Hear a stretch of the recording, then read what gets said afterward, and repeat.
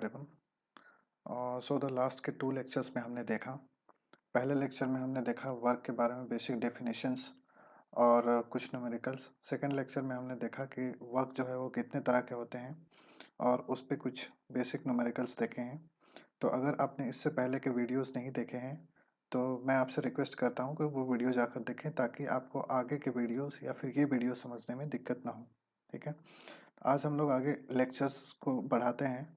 सो यहाँ पे जो हम लोग टॉपिक स्टार्ट करने जा रहे हैं वो है कि एप्लीकेशंस ऑफ वर्क। ठीक है, मतलब क्या यूज़ है, अब एप्लीकेशंस क्या हैं वर्क के, ये हम लोग देखने जा रहे हैं। ठीक है, नाउ हम लोग क्या देखते हैं कि the work done bye a force in various situation, मतलब अलग अलग सिचुएशन में वर्क डन क्या होता है, या फिर बोल सकते हैं कि एप्लीकेशन क्या है वर्क डन का, वो हम लोग देखेंगे। ठीक है, तो फर्स्ट कंडीशन में हम लोग देखते हैं, कहता है कि a body of mass m is lifted from ground to a height h by using a minimum force F। ठीक है, मतलब कोई m मास का ऑब्जेक्ट है और उसको ग्राउंड से h हाइट तक उठाया जाता है F फोर्स लगा करके, तो उस कंडीशन में जो वर्क डन होगा वो वर्क डन हमें निकालना है। ठीक है, तो हम क्या देखते हैं कि इसको कैसे करना है, कि मिनिमम वर्क डन अगर निकालना है तो हम लोग कैसे निकालेंगे। ठीक है, देखिए हम लोग क्या जानते हैं कि W is equal to F into S होता है, मतलब work done is equal to force into displacement.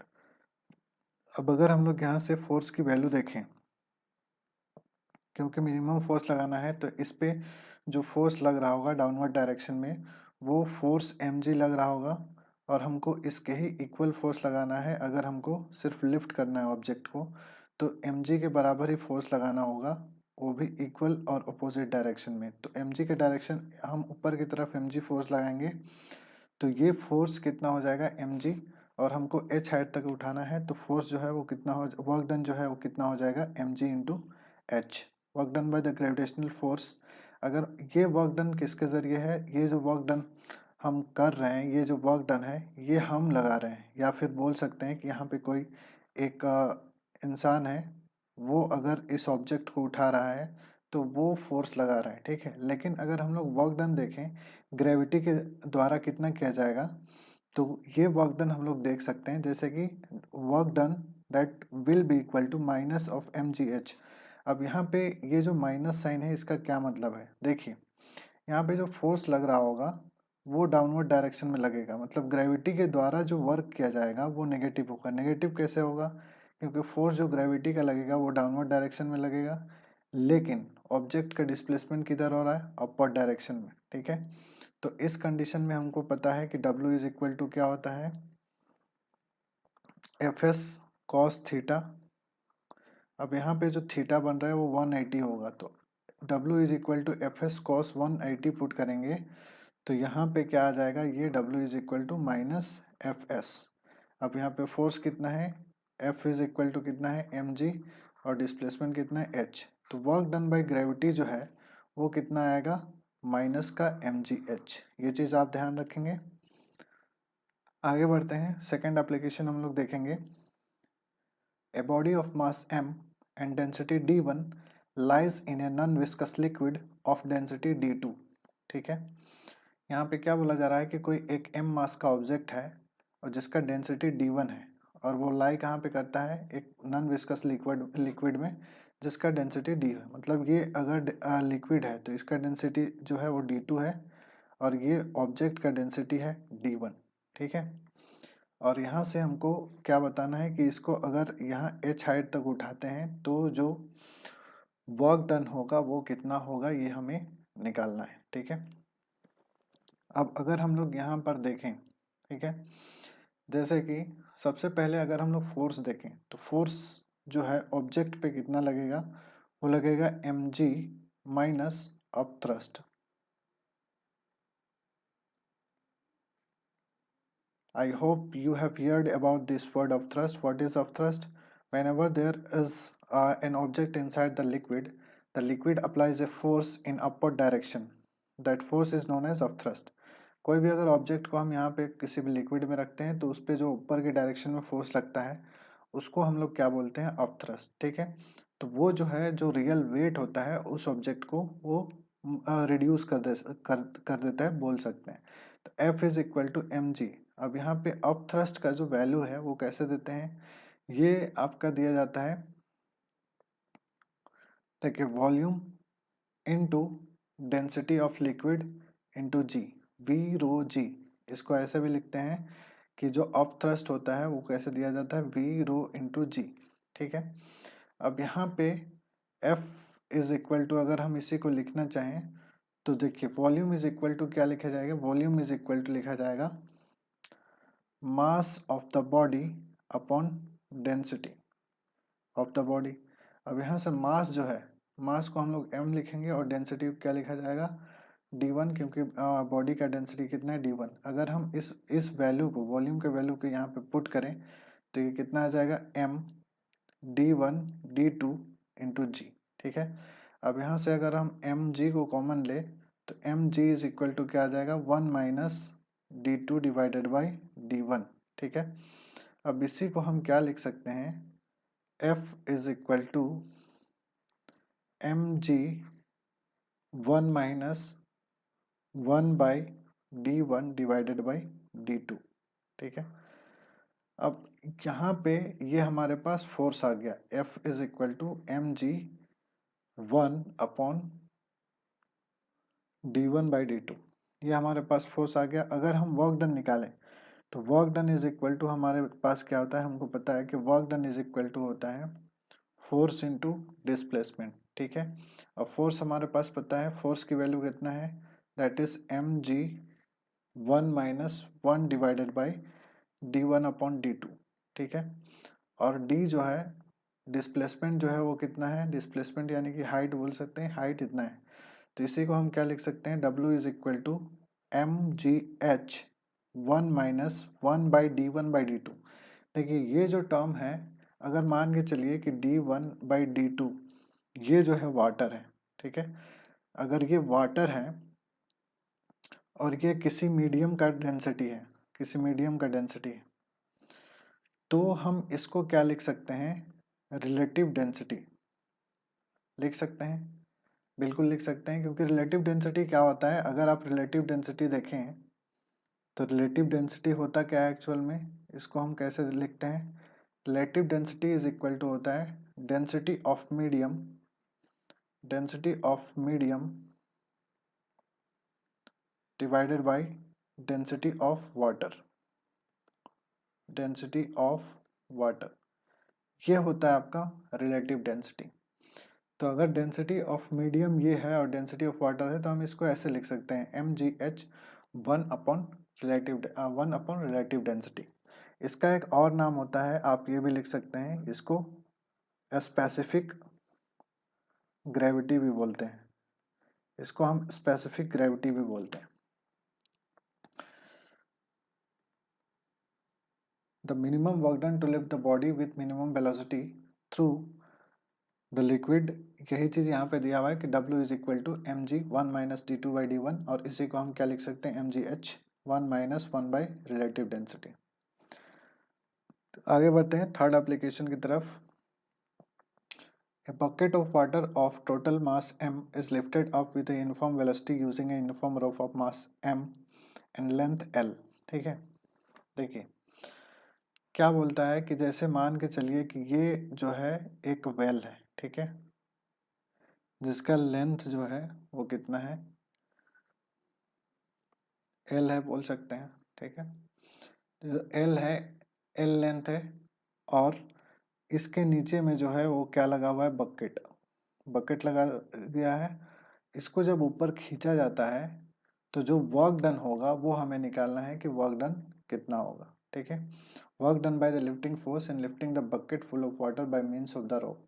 रोप से अगर हम निकालेंगे तो वर्क डन कितना होगा ये हमें निकालना है। ठीक है। तो सबसे पहले अगर हम लोग देखें तो यहाँ पे एल जो है टोटल लेंथ है।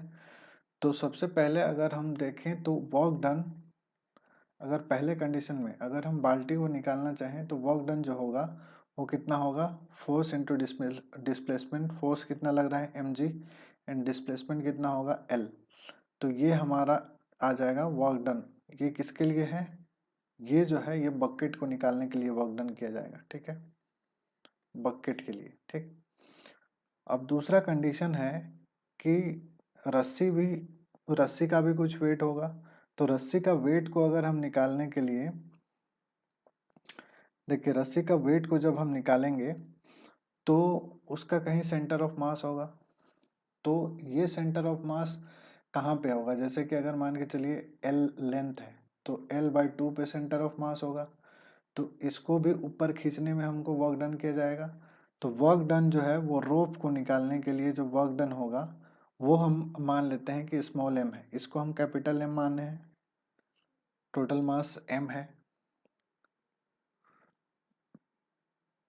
और इसको हम मान रहे हैं स्मॉल m। तो अगर इसको हम मानते हैं स्मॉल m तो ये कितना हो जाएगा mg/L/2। तो अगर टोटल वर्क डन देखें तो टोटल वर्क डन कितना होगा mgl प्लस mgl/2, ये हो जाएगा आपका टोटल वर्क डन ये रोप और बाल्टी को निकालने में। वही चीज नीचे दिखा हुआ है mgl plus mgl/2। Next application की तरफ देखते हैं। A pendulum of length L carries a bob of mass m. The bob is pulled aside through an angle theta with the vertical by a horizontal force F। ठीक है, देखिए condition ये दिया हुआ है कि एक पेंडुलम है और जिसका जो वो है लेंथ है वो L दिया हुआ है और जो m मास का बॉब कैरी कर रहा है, इसको हम किसी हॉरिजॉन्टल फोर्स F से जो है थीटा एंगल तक डिस्प्लेस करते हैं। तो इसमें जो वर्क डन होगा वो हमें निकालना है कि वर्क डन क्या होगा, ठीक है। अब देखिए सबसे पहला चीज जो है यहाँ पे हमको दो वर्क डन फाइंड करना है, ठीक है। पहला तो ये वर्क डन बाय फोर्स, इस फोर्स के जरिए वर्क डन कितना किया जाएगा, और वर्क डन बाय ग्रेविटी वो कितना होगा ये हमें निकालना है, ठीक है। तो सबसे पहले हम लोग देखते हैं कि वर्क डन बाय ग्रेविटी कितना होगा, वर्क डन बाय ग्रेविटी, ठीक है। तो इसके लिए हमको पता है कि अगर ये m मास का ऑब्जेक्ट है, इसको अगर किसी हाइट तक ले जाएंगे तो हमको जो फोर्स है वो कितना लगेगा, वर्क डन जो है वो कितना होगा mgh।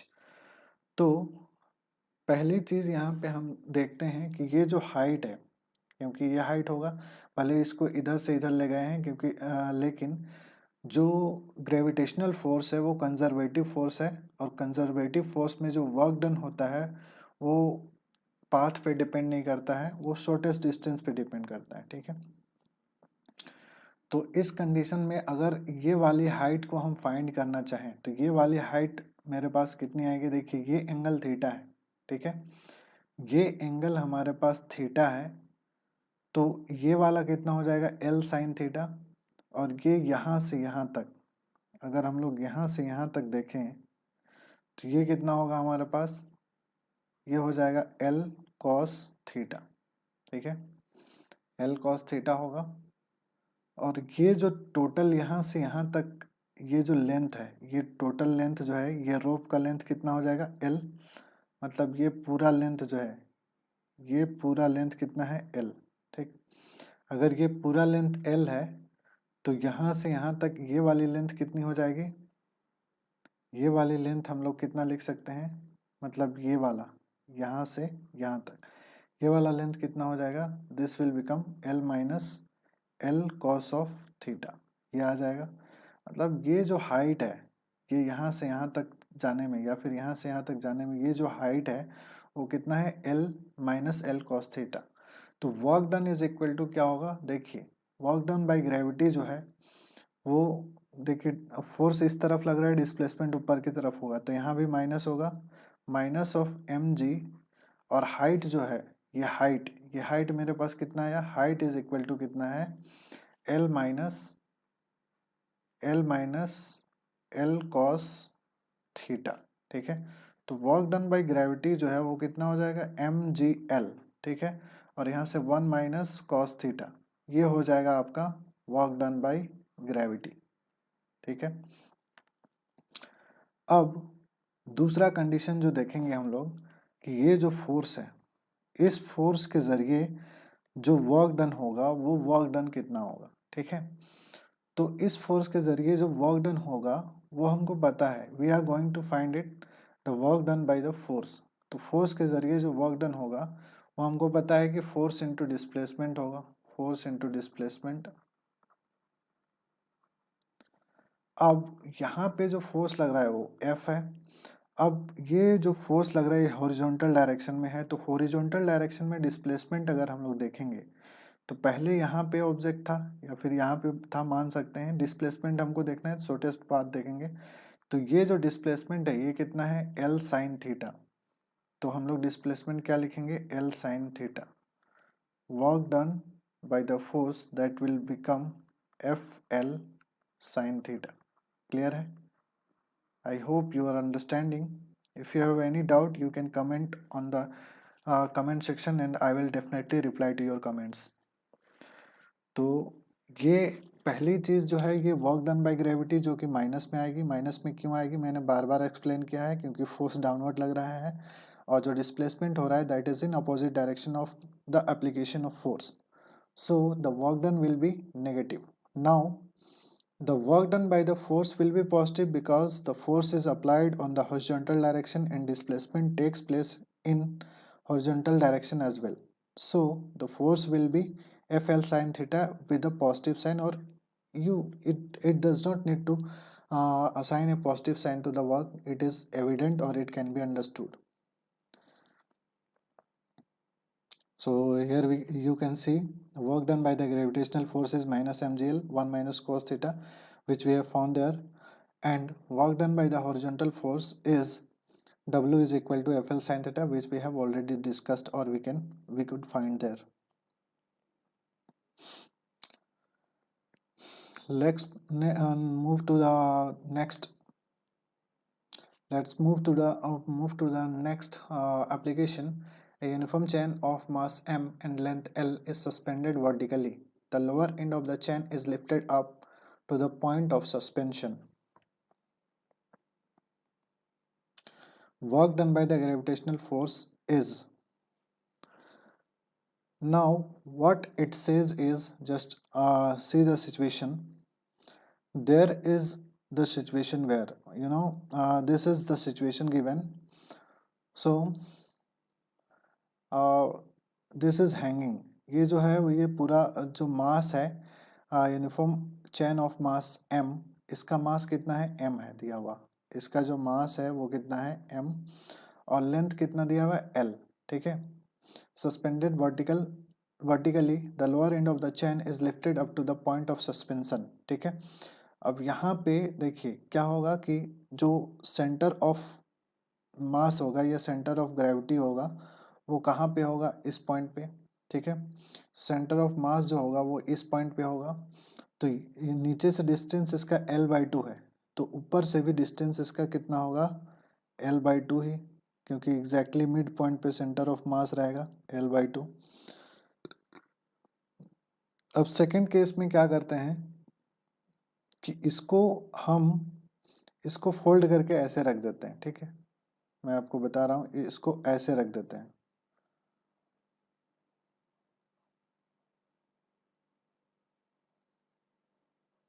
इसको फोल्ड करके जब ऐसे रख देंगे तो ये क्या होगा कि देखिए पहले सेंटर ऑफ मास यहाँ था, ठीक है, लेकिन अब जो सेंटर ऑफ मास रहेगा वो कुछ यहाँ पे हो जाएगा फिक्स, यहाँ पे चला जाएगा, ठीक है।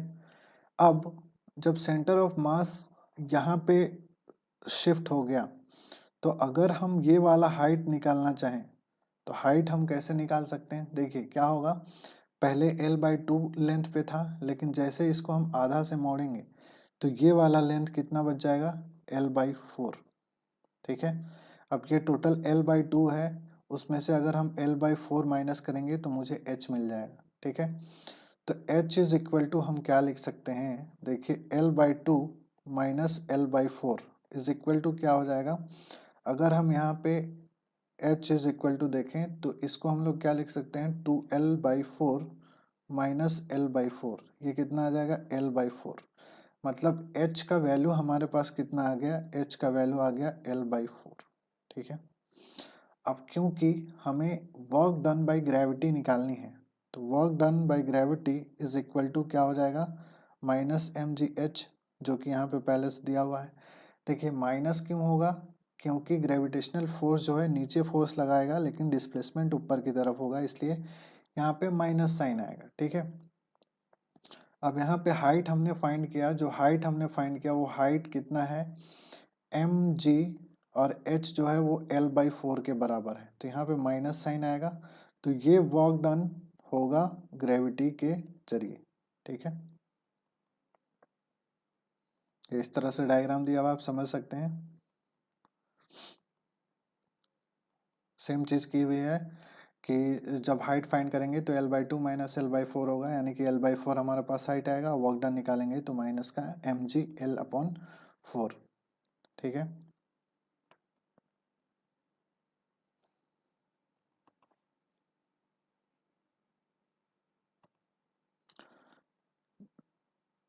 तो ये वर्क डन बाय ग्रेविटी होगा with minus sign.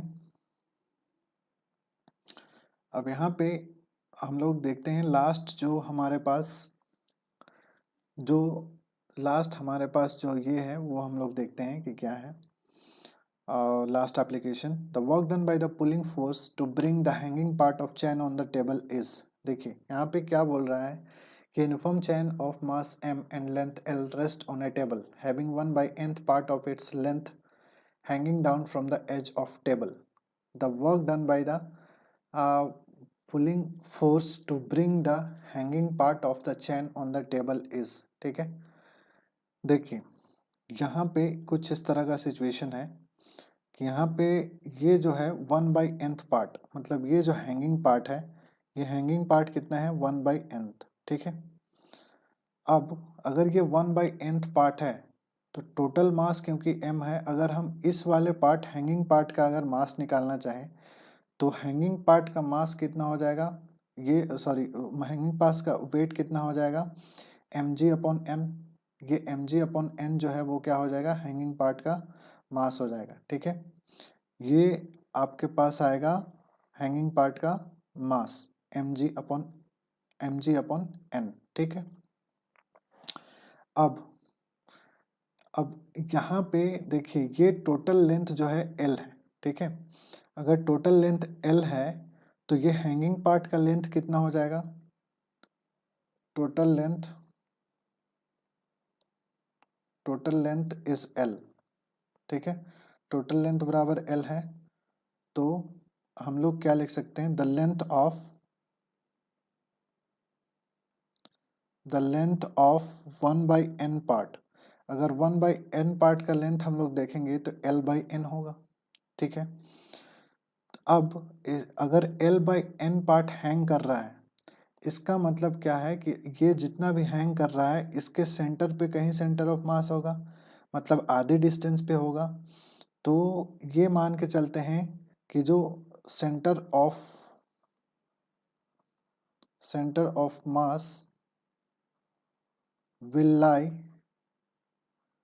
Lie at कितने पे लाई करेगा, l/2n पे। ठीक है, l/2n पे लाई करेगा। ठीक है, अब अगर l/2n पे लाई कर रहा है तो ये इसको ऊपर ले जाने में जो हाइट लगेगा वो हाइट कितना लगेगा, h is equal to l/2n के बराबर। ठीक है, अब मेरे पास दोनों क्वांटिटी आ गई, क्या क्या, देखिए यहाँ पे वेट है, वेट मतलब क्या हो गया, फोर्स, और ये है हमारा डिस्प्लेसमेंट। फोर्स और डिस्प्लेसमेंट दोनों आ गया हमारे पास, तो वर्क डन हम निकाल सकते हैं। Work done is equal to क्या हो जाएगा, वेट जो कि यहाँ पे फोर्स की तरह एक्ट कर रहा है, फोर्स इंटू डिस्प्लेसमेंट, या फिर हाइट बोल सकते हैं यहाँ पे, डिस्प्लेसमेंट। तो वेट इज इक्वल टू हमारे पास कितना है, M G divided by N, और हाइट या डिस्प्लेसमेंट हमारे पास कितना है, l/2n। ये हमारे पास कितना आ जाएगा, M G L divided by 2n square. So ये हमारे पास वेट का वैल्यू है, वेट हमारे पास कितना आ जाएगा, M G L divided by 2n square. ये काफ़ी एक इम्पोर्टेंट रिलेशनशिप है, इसको आप बेहतर है कि याद रखें। याद नहीं भी रखना चाहेंगे तो 2-3 बार प्रैक्टिस कीजिएगा तो ये आपको याद हो जाएगा। कुछ न्यूमेरिकल्स हम लोग देखेंगे। यहाँ पे वही चीज़ एक्सप्लेन किया हुआ है कि रिस्पेक्ट ऑफ द टेबल के रिस्पेक्ट में क्या होगा, तो ये इस तरह से टोटल वेट आएगा। उसके बाद इसको हम लोग कैलकुलेट करेंगे तो mgl/2n² के बराबर आएगा। कुछ MCQs हम लोग करते हैं। तो पहला MCQs है, find the work done in lifting a stone of mass 10 kg and specific gravity 3 from the bed of a lake to a height of 6 metre in water. ठीक है, और ऑप्शंस हमारे पास है 98 जूल, 390 जूल, 196 जूल और 294 joule. देखिए क्या कहता है, the work done lifting a stone of mass 10 kg। देखिए इस कंडीशन को समझते हैं पहले, क्या है,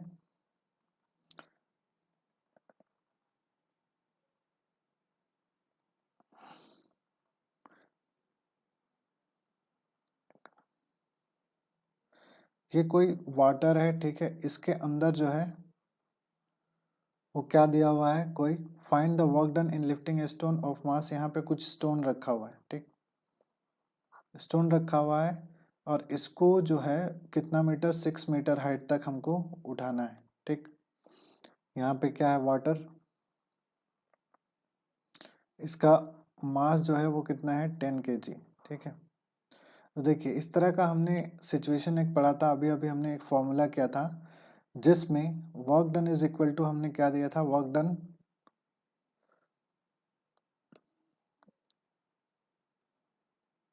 डन इज इक्वल टू क्या लिखा था हमने, mgh1 - 1 रिलेटिव डेंसिटी।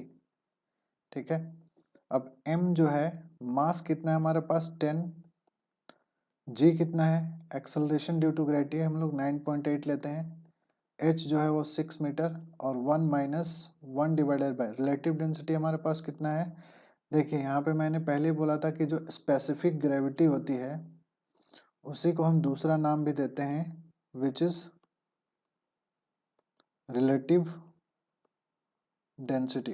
ठीक है, दूसरा नाम भी देते हैं रिलेटिव डेंसिटी। तो 1/r रिलेटिव डेंसिटी हमारे पास कितना है, 3। इसी को हम कैलकुलेट करेंगे तो ये 10 मल्टीप्लाई होकर 98 इंटू 6, ये कितना आ जाएगा हमारे पास, 3 - 1 दैट इज 2/3। यहाँ पे 3 2 ज़ा 6, 2 2 ज़ा 4 आएगा, 98 इंटू 4 हम लोग मल्टीप्लाई करेंगे तो ये कितना आ जाएगा, 32 और ये 39 जूल। तो करेक्ट ऑप्शन आपका कौन सा होगा, ऑप्शन नंबर बी, 39 जूल। यही फॉर्मूला लिखा हुआ है mgh1 - r/d। दूसरा क्वेश्चन कहता है कि uniform chain of length L and mass m is lying on a smooth table and 1/3 of its length is hanging vertically down over the edge of the table. If g is acceleration due to gravity, the work required to pull the hanging part on to the table is. Options are mgl, mgl/3, mgl/9, mgl/18। सो यहाँ पे देखिए हमने क्या किया था कि पहला question जो है एक एक्सप्रेशन किया था जिसमें वर्क डन, ये जो टेबल वाला जो केस था उसमें क्या था कि अगर कुछ हैंगिंग पार्ट है, अगर चैन है और कुछ हैंगिंग पार्ट है तो उसको पुल करने में जो वर्क डन होता है, वर्क डन कितना होता है, work done is equal to mgl divided by 2n², जहाँ पे n जो है वो क्या है, कितना पार्ट जो है वो हैंग कर रहा है। ठीक है, तो यहाँ पे अगर हम लोग देखें तो कितना पार्ट हैंग कर रहा है, 1/3 पार्ट, 1/3, तो W इज इक्वल टू क्या हो जाएगा, mgl divided by 2, n is equal to 3 का स्क्वायर। तो यहाँ से W इज इक्वल टू क्या आ जाएगा, mgl divided by 18। So correct option कौन होगा आपके पास, option number D. Thank you for watching the video. If you are liking the series, if you are finding it interesting, please like and subscribe to our YouTube channel so that we can do the further questions in the same same chapters and the questions for NEET and NEET and IIT also.